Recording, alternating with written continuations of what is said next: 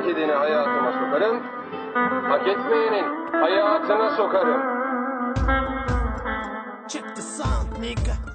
Musiki. Kadın dışı beats.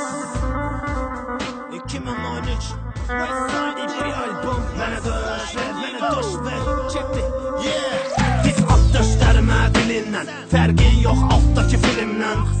Ne gelir elə əlindən, ilk dəfə bastığa getmişəm əminlə. Sən oxu imadəttin nəzimini, oxuyum tulaləttin xaosini.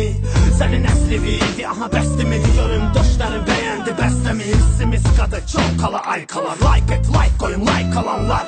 İndi emalara bax ki zaykalar, nuryalanmış döş, indiyə zayqalar. Faker oldun sən, axınaşın rap deyə bilmirsən, çıxsın döşün. Bu sənətdə pul yoxdur qardeşim, götdü emsilər, dövlətə ilişin. Mənə döş ver, mənə döş ver, mənə döş ver,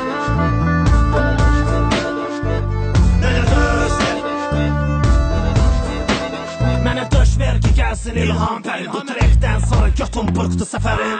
Arabesk rapçilərdi, döşçük inanmıram, mallara tapılsın lifçik. Bir durma, bir çek, aton eşek, döş ve kurban. Sen şirek, şey değil, ele bil milçek. Bizde sklet, sizde siklet. Get pullan, siktir lan get. Fanatıfın döşünden çıkardım lan get. Zigin stop, ondansa funk et. Patalok ele verem, ele diyeyim parket.